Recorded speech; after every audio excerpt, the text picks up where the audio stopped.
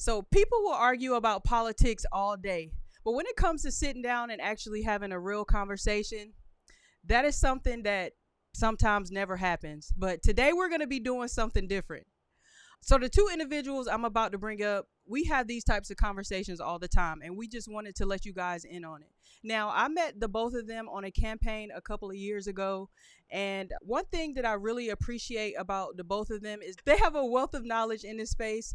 And anytime we have a conversation, granted, we don't always agree on everything. They don't agree with me, and I know there's some things I don't agree with them about, but it's always respectful. So the first person that I'm going to bring up that is joining me today, Charity Gardner. Now, Charity is a campaign staffer. She's an advocate and an organizer who works across the South to create pathways for self-determination for all. And she's currently based in Montgomery, Alabama. So I'm going to go ahead and bring Charity up. Here we go with Charity. Hey, what's going on, Charity? Thank you for being here Hey, today. how are you? Of course. I Thank you for having me. I am good. So I'm gonna go ahead and bring up our next guest.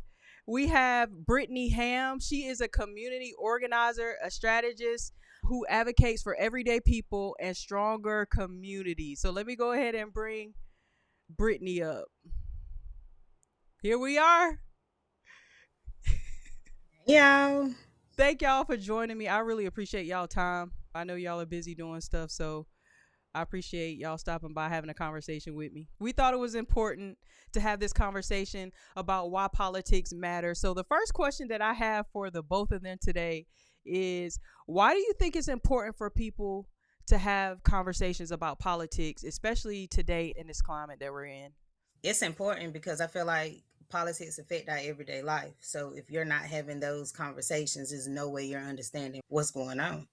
So I think it's important to be educated just at least on certain issues because politics affect our schools, our jobs, even like our gas prices now. Yeah, I definitely agree with that. I also think that politics doesn't happen in a vacuum, it happens in community. So when we're building our government, we're building these institutions and all these structures that create the systems that we live in every day. Like, we don't do that alone. So if everybody is always in their own head about this is what I think, rather than coming together with in community with other people and building a shared understanding and a shared concept of what government should look like, then we're never going to be able to have any type of unity in our political sphere.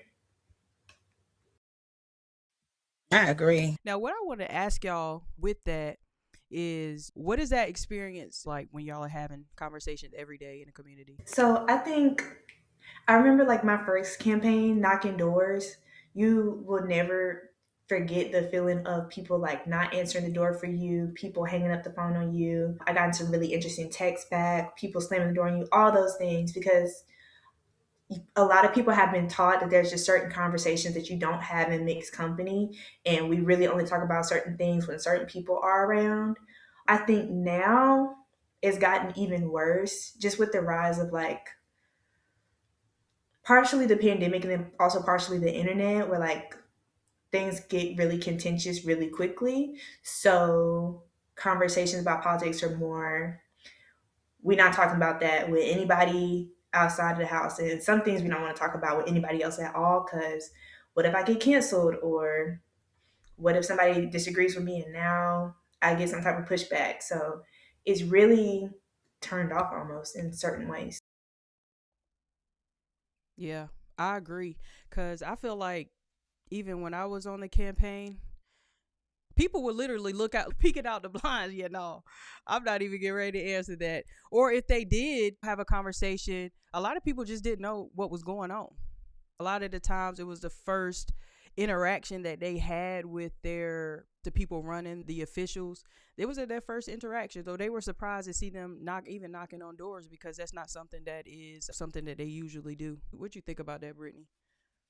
I think it turns like negative now, mostly because everyone are so attached to their beliefs. Yeah. And then I think because of social media, now politics is like louder and it's divided. And people, like Charity said, people going to get canceled. People are scared that they're going to be judged on who they believe in. So those are just conversations that people just choose to avoid because of the backlash, or for people to be like, you wrong, when it's your opinion, it's your beliefs or whatever you want it to be, though.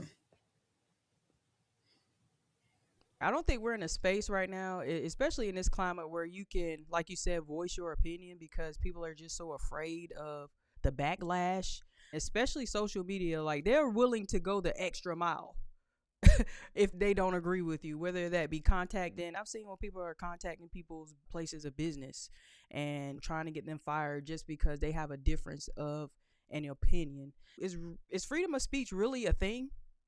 Or is that just something that's cool to say in this time? But it doesn't really feel like that's something that you can express in this day and age. Yeah, it definitely doesn't feel like freedom. Because even now, I'm working on something and people are scared to speak out about where they work, but how they're unfairly treated. Like, you should be able to voice that and say how you feel, but you can't now. It's like people think they have so much authority, or you feel, or they feel like it's someone that has so much authority over their life and their saying and their and everything you got going on. You can't even post on social media no more. You can't even share nothing without people feel like you personally feel that way. So yeah, Yeah, weird. I'm about to unfriend you. First of all, nobody cares. Let me just go ahead and say that, okay? No, nobody cares. Go ahead if you want to unfriend me because I have an opinion about something, and that's my right. Okay, then do what you need to do. But I absolutely agree about that. Were you going to say something, Charity? No, I was just thinking about like even at the macro level, like I was reading earlier from one of the like political spaces that I follow where candidates are trying to like campaign in certain spaces and they're getting pushback from like the traditional like establishment, whatever groups you want to call them, because they're interacting online with certain influencers, certain streamers, certain spaces. And it's like, if you're, we're all campaigning to get votes here. God forbid somebody go and talk to a certain person because they're trying to campaign and get votes and actually win their election. Yeah. But even within the most traditional of spaces, the most politically involved of spaces, people can't even talk to certain people about politics. Man. If they can't do that in an active campaign in a midterm election cycle, what does that mean for regular people? They just want to make sure I can keep my job in case my employer just so happens to run across my Facebook page. Yeah. That's crazy. And some people don't even want you to talk to certain parties. Hold on. Like, what? Because Like, what you and talking to them for? what are you talking to them for? Excuse me? I've seen a few Democrats. I don't mean to call y'all out or anything, but where it's been like, what are you talking to them for? You can't have a conversation with someone not in the same party as you. What's that about? I don't even know where that came from. I feel like I'm fairly new in this space, and I know I tell y'all that all the time, but I was surprised about that. And I don't know if that was just me being naive or what, it's just trying to, I guess, think the best in people, but I was really surprised about that. Probably you being naive, because I will always say, and I stand by this, people get weird during campaigning time, election season. Like, they be so weird. And then, like, that Wednesday after you done voted on Tuesday, like, everything goes back to normal. It's the weirdest thing in the world. I don't know what that's about. But yeah, people get like that when it's about that time. And I've seen that here too, Charity. A lot of places are turning people down now because of their affiliation or a comment.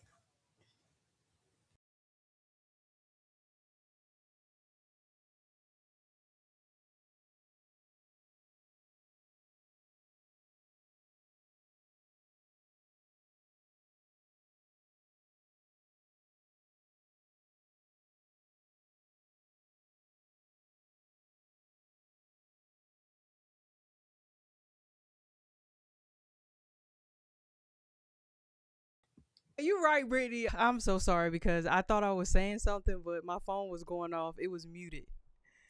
It was muted. Okay, so this is what I want to ask y'all. What do people do that will shut a conversation down, whether they realize it or not? I think we've had this conversation a few times, but in my mind, I think that people in the current climate are very attached to the letter that's next to their name on their voter registration card. And bringing up partisan politics will immediately close a lot of doors for you. And there's nothing wrong with being 10 toes down on your D or your R or whatever the case may be. But sometimes we're just having a conversation about how much money are we willing to put in from the city budget into filling the potholes. Right. Sometimes it's just about, are we going to put another playground in your neighborhood? That's it. Don't let the things distract you from getting what you need. But yeah, I think that blows a lot of conversations completely off track because oh, you voted for such and such. I can't talk to you no more. Blocked. You're done. Over with. You matter of fact, you can't even come to dinner. They find out you voted for someone, you're done. You're cooked. I see it all the time, especially on social media. So what you think, Brittany? Basically, what Charity said, like sometimes you just gotta show up in spaces that you may not want to be in, but it's not about you. Yeah. It's about the community. It's about what we're doing to uplift the community or what we're doing to give back into them or whatever, or sow back into the community. And I don't know, a lot of people, I just don't pay them conversations no mind when people do that because I like to play devil's advocate all the time when people be talking. Like I'm That's a true. question asker. That's true. Like you can feel how you feel, but I be like, I'm about to play devil's advocate a little bit, try to put it in a different perspective because sometimes you may not see something and somebody else might can point it out to you or whatever. So Yeah. when I start doing that's normally what shut the conversations down. Yeah. I know I've been hot talking to you a few times. And it's okay.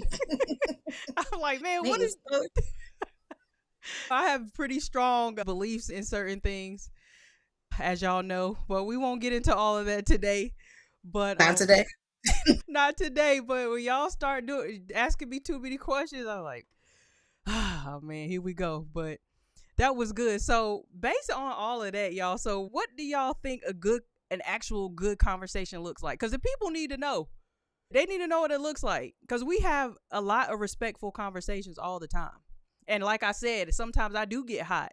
Something Brittany may say or something Charity might push back at something. And I'm just like, man. But that respect is still always there. So what do y'all think about that? I think personally, the respect is there because we listen to each other. Like we don't over talk each other. And sometimes you just have to listen. You don't have to correct nobody. You don't have to feel like you're a know-it-all.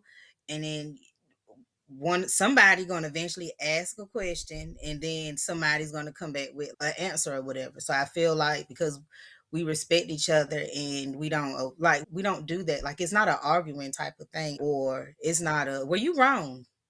It's never anything like that. So it's like a safe space talking to you guys about that because you can't do that anywhere else really.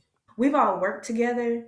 So, like, the beginning of this relationship was us working together, getting to know each other outside of all the different conversations we've had since then. And so, I think that is important for people to realize, like, when you're going into spaces and you are trying to become politically active and learn more, don't go into a room full of people you've never met trying to had a Spanish Inquisition. Get to know people as individuals first, like that is so important, and be a part of your community first.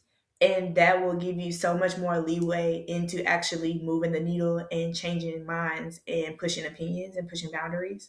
But also, I still think like when we have conversations, even if we don't start there, I think we always get to a point of what's the end goal? What do we want to see? What's the vision? And we can work backward from that because everything is a means to an end. So I think if we can say, what do we want our elementary schools to look like? What do we want our school system to look like? And we can say, oh, we can agree on this common vision and then let's work backwards on how to get there. Because Right now, sometimes when you get in those heated conversations, you can see the forest for the trees. So being able to come up with, okay, we might have disagreements about X, Y, or Z, but we know at the end of the day, we all want to have this and this in our neighborhoods, in our schools, in our communities. And that gives you something to work with people and not just butting heads for no reason. That's good. Yeah, and it's always better to like work together Yep. anyway. Yep. And like you said, being visible in your community and being around different people, you know how to work with people just in general because that's what you do. And the same people in the community are is the same people you're gonna see just about every time you go out in the community. That's facts. And yeah, and it's just learning to agree to disagree though. Like we all have the same goal. It's just which route we're gonna take to get there. I think it's like you said, a safe space. I like that word. Being able to just lay it out on a line because we talk about a lot of different things, but it's always great to be able to have different perspectives. And even in that pushback, because now it's going to cause me to go research something further and learn more about it. So I think that's dope. Now, from what y'all seen in the community, y'all are on campaigns and things like that. What do people misunderstand? What do y'all think the misunderstandings are? Lack of education or just what do you guys think it is? I definitely think it's a lack of education. Like I'm always shoot for that because we so busy to think we know where someone stands or think we know everything and we don't know when it could have just started with a simple question. I feel like everybody feel like no one cares, but there are people that genuinely and truly cares. Everybody is not just because one or two or three, maybe even 10, but it's people out there that actually care and they want to do the work. And it's just people, I don't know, people don't know how to support or they don't know how to be hands on, but I think everybody thinks everybody is crooked and that's not true. You do have some that genuinely care and give back to the community and keep their priorities in mind the whole time, not just some of the time or when the time is beneficial towards them.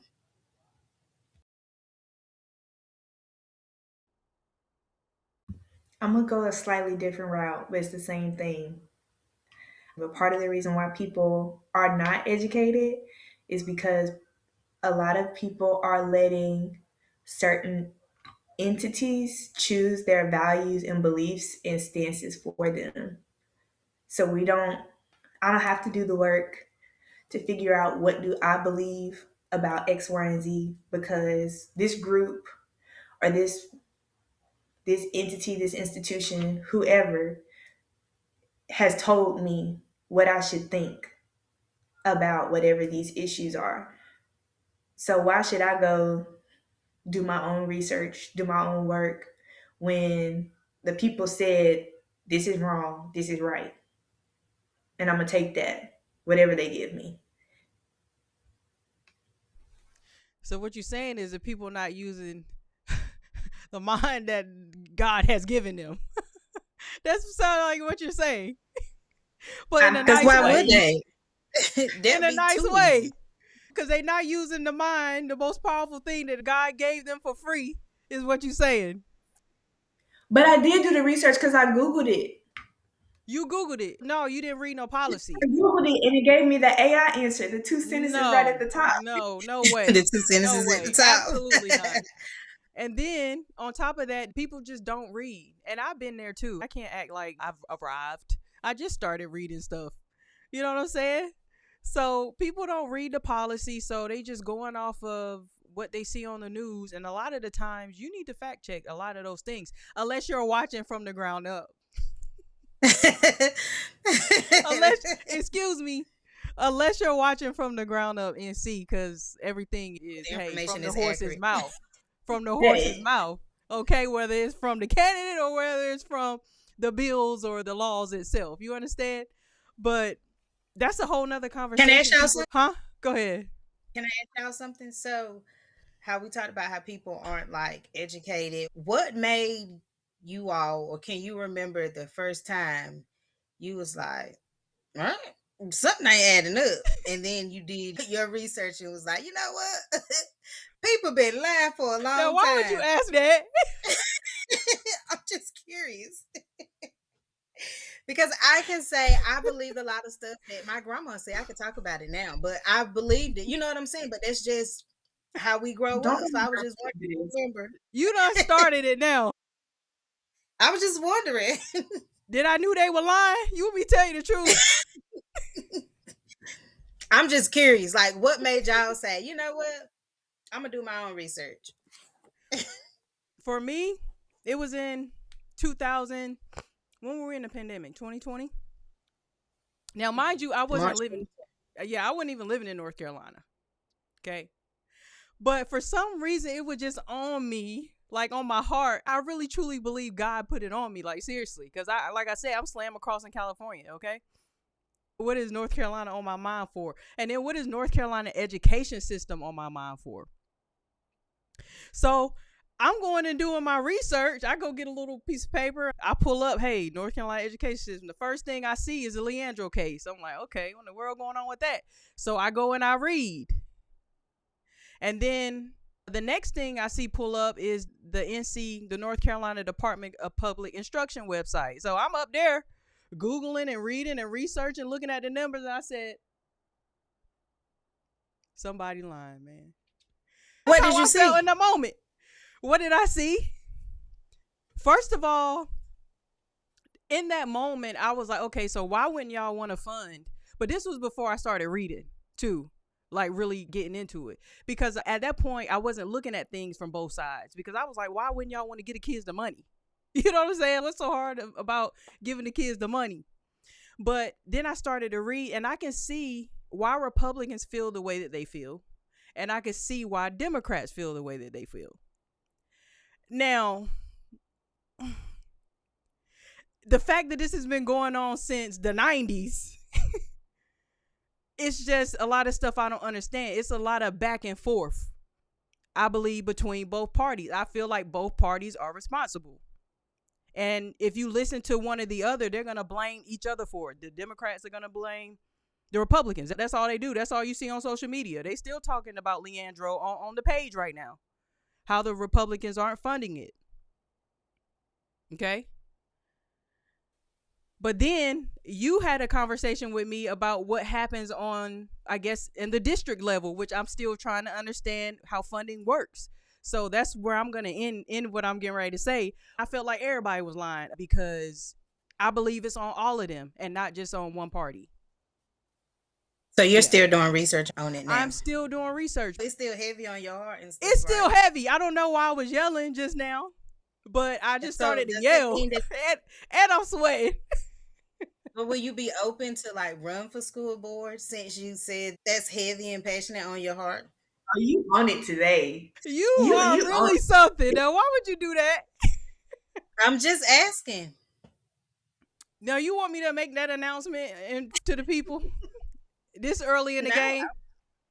That doesn't mean that you could just say I'm still considering. Let me look in the camera. I'm gonna look in the camera and say this. This is what I will say: is that the Pitt County Board of Education is on my radar. That's what I will say.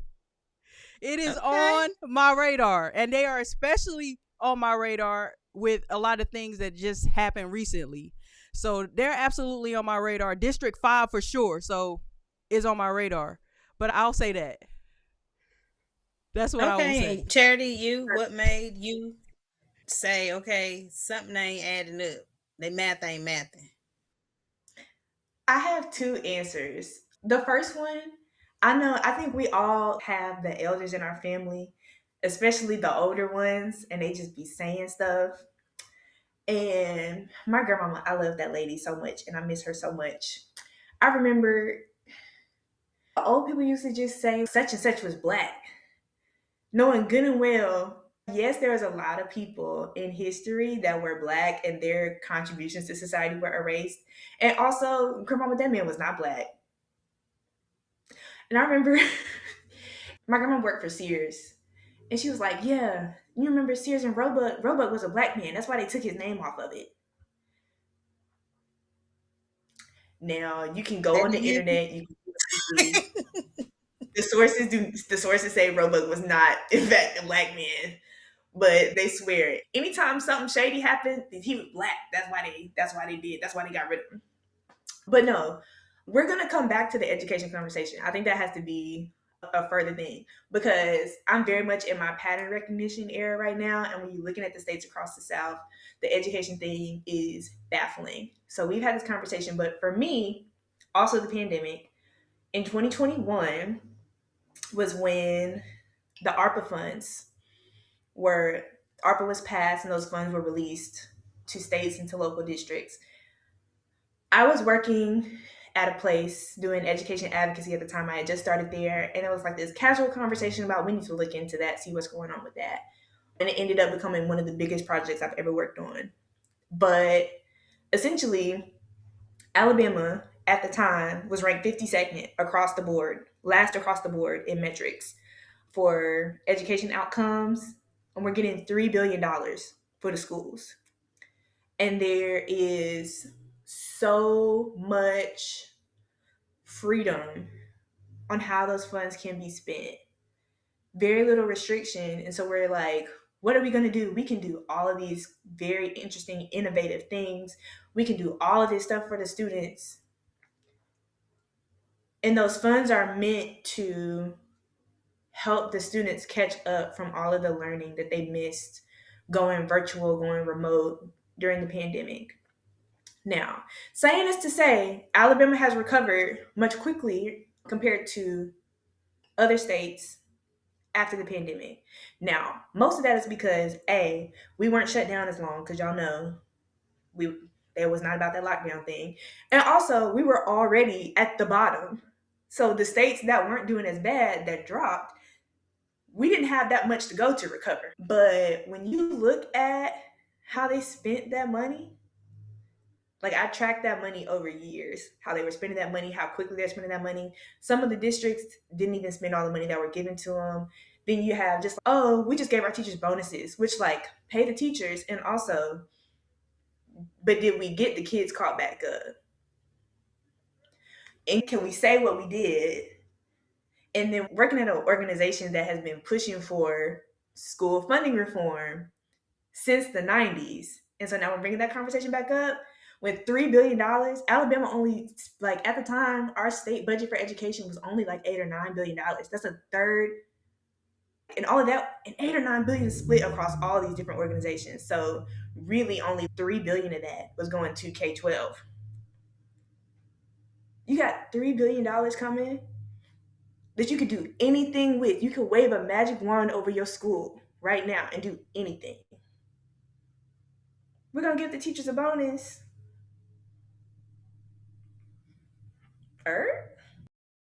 Anyway, so that was my questions answered. I ended up doing a whole thing. But That's everything good. you said was important because people don't look into what they're doing with the money for the kids. I don't know if people just assume they're doing what they're supposed to do. Some people saying they kids to school with nothing because they feel like the school should have certain things for them. And certain things I do believe the school should, but people aren't tracking the money to see where it's going. People don't even know it's a dollar sign over your child head where you send your child. Like, and then they don't, your child got a dollar sign over their head, you send them somewhere you don't like them. They've been there too long. That money stays at that school. It don't follow them to the next school. And then people that change their kids like that during the whole school year. Now you got 30 to 50 kids at another school that they just didn't account for because they wasn't expecting to have that many kids there. And then they play back and forth. And it's, I don't know. You have the money, even if you say you don't. It just be a lot. I just don't think people understand how much goes into it or what actually goes on behind those closed sessions, behind the open doors, open sessions that people don't attend. It's just so much. And let me go ahead and add this because how can I forget this important little tidbit? If you can't read in the 8th grade, You're not going to be reading in the night unless somebody's taking time with you and stuff like that. Now, I know you can't put everything on the teachers and things like that because a lot of that stuff should be happening at home. But that is a huge issue. Are you really getting the students prepared? Are they prepared for when they leave school? And then, on top of that, you've lowered the grades, right? So it's like the bare minimum. That's all they're required to do is give the bare minimum. I don't know. It's crazy because, so if you've heard this before, after third grade, they say that you stop learning to read and you start reading to learn. If you're in eighth grade and you don't know how to read, nobody's teaching you how to read. You have a history textbook and a science textbook in front of you. You have eighth grade level, hopefully, books in your English class in front of you. Nobody's helping you sound these words out. You just have a history test. That's just it. If you can't figure out what it says, at a certain point, you're doing children a disservice. We're just passing them upwards and upwards of going to the next grade. But what happens when you have a whole third through eighth graders that can't read? Guess what? 20 years from now, when you at the grocery store and your people can't count your change out, you're going to be mad. 20 years from now, it's happening now. But it is happening now because 20 years ago, they was passing the kids up. Look, just passing them along. Yeah, you good.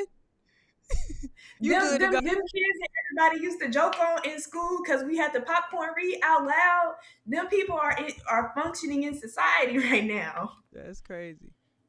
Missing their bus stop. And that is very true, but I don't know if that's possible. Like, for the ones coming, yeah, they're smart in technology and stuff like that, but without that, they're not as powerful or as smart as I feel like they should be. And I was looking today, the state report card came out, and I'm looking at the performances in the state.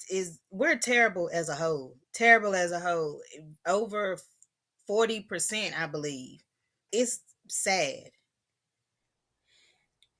And just think about even COVID, them babies, they're literally just going on with life and they missed a lot of milestones. Think about the ones that jumped from 5th to 7th or jumped from 7th straight to like 9th grade. They weren't learning on virtual. They wasn't. Nope. And y'all state got federal ARPA dollars that went directly to your school systems too. That was supposed to be meant for help the children not fall behind during the pandemic, or when they come back to school, help them get caught up. All of those, the state Department of Education, y'all's Department of Public Instruction, was able to keep 10% of those funds, and they had to submit a plan to the Federal Department of Education to say we took in community input from stakeholders and we developed our plan. The local school systems were also supposed to submit a plan to the state Department of Public Instruction with their community input saying this is how we're going to spend our dollars based off of what our stakeholders said. Now, did y'all get a survey? Were y'all invited to a meeting saying, hey, such and such county schools has this much money to help the kids get caught up? What do the kids in your community, in your life need right now during the pandemic? Did we even know about it? This is the first time I'm hearing about it, and that's just me being honest. So that should tell you right there. But is that where I'm thinking if we did get it, I don't know how it was helping, or maybe that's how they got their Chromebooks, like more money to go towards that. But they tear them things up. They need regular books again. And then where the money for the lottery going? But that's a whole nother conversation. I'm not gonna dwell on that because you got a whole thing where money is supposed to be going to the school. It's just, as the years just been going by, just getting smaller and smaller. Checks getting bigger and the cuts getting smaller. Ain't like, that some bull, man? It's for the kids. Playing around. They don't care about them. They do not care about them kids. I'm sorry. Hey. And you can get away with a lot if nobody is asking questions. Some parents don't even care like that. Because it's daycare. Right. Parents don't care past 5th grade. And they probably just do that because with field day. Other than that, parents do not engage with the kids at all. There is no money for fundraising. People ain't selling nothing. So then it's just, I don't know why. And parents won't come out there, and parents will take their children's back when they know their children are wrong as crap. I got kids. I know my kids. Yeah. But they act like there is no wrong. So then there's no discipline in the school really, or they don't want to send all the kids home. I get that. They don't want to keep sending them out of class because they're missing instruction. So what do you do? I That's a can't say good nothing. question. I don't have no kids. Y'all might be Me talking neither. about me Me neither. years. I got nieces and nephews though. I care about what they have going on. Shout out to the village. Y'all see how we went from one thing to education? You see what a passion really is. You see what a passion really is. That was interesting. Can't wait to see y'all run. I can't wait to see y'all run because I know y'all are going to be great at whatever y'all run at. I'll be there to support y'all. I do all y'all media stuff. I'll come to Alabama. I'll come I don't to know what Wilson. this y'all is. Huh? I don't know about no y'all. I'm coming with her just to support you, to make sure you good. Both of y'all. Y'all got to run for Not me. something.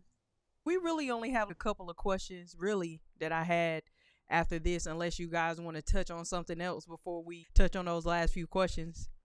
So if somebody is watching this right now, what's one thing that they need to get right when they wanting to have these conversations with family or friends, even on social media when it comes to politics? So what's some advice you can give them? I'm going to say be willing to have doors closed in your face. And that's hard because I know the people are scared to knock doors. People do not like to knock doors. But just in general, with the people in your life, recognize the importance of the moment that we're in and understand that we do not move forward without building bridges.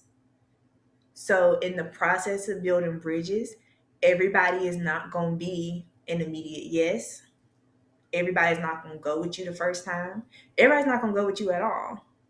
But you do have to extend an arm to people. You do have to open the door for a conversation and give people a chance. And it is up to every single one of us to do that. So just understand that it comes with the territory, that everybody's not going to agree with you all the time, and that's okay. But be willing to have the conversation anyway. I would say listen before you over talk them. I would always try to stress, don't assume, that you know something, because you may not. And just remember, people are dealing with like real issues right now. So when you are going door to door and sometimes doors get slammed or whatever, it's not going to always be like that, because with some people, they just want a conversation. But then you do have times where people are dealing with real life, and just because it's not affecting you, it doesn't mean that it's no one else that's affected about it. So just be kind to others in this worker field, in this, as much as you can. I think that's the biggest thing. Be kind.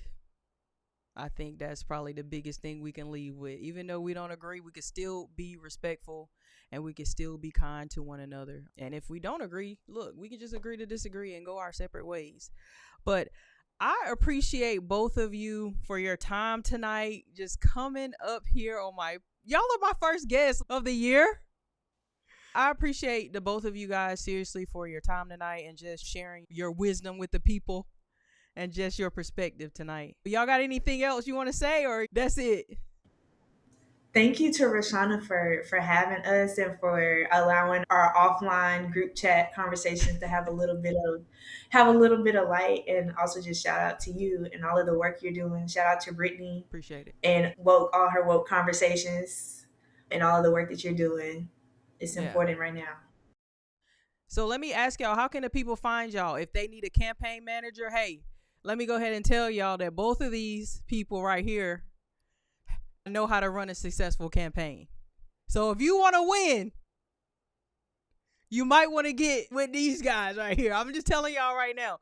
Or if y'all need some structure on your campaign, reach out to them. They know exactly what they're doing. I'm not going to run down their resume if they would like to do that, but they've done some great work.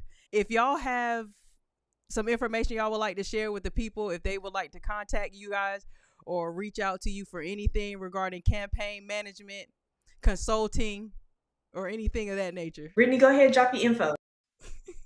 Oh my gosh. Y'all thought y'all was going to slide? No. Make sure you check out and subscribe my blog. It is staywoke.blog. You can find me on social media across all platforms as Brittany Nicole Ham. And if you want to email me, if you want to connect, there is a message tab on my blog. And also her blog is non-biased. So I feel like that is very important to say. So you can get a lot of great information over there. And Miss Charity, ma'am. I am on Facebook and LinkedIn, Charity Gardner, Charity and Gardner. If you need me, you probably don't look for me. Don't look for me, but I'm on there. I'm going to put their information in the caption. Are you doing stuff for campaigns as well with media? Yes. So if you need media for your campaign, your social media, campaign launch video, I am your person for that. You would like to start a YouTube channel. You want to get your Facebook together, your Instagram. I can help you be visible. And I'm also interviewing candidates. So this will be a great opportunity for you to be on the platform as well, for you to get a little media package as you go. That's something that I do offer candidates. Your media package, it'll come with 5 or 6 of the most powerful clips from our interview, and you can take that and push that out across your platforms. That's just something I'm doing for the community. So I just thank y'all again for your time, and I just want to thank everybody for watching.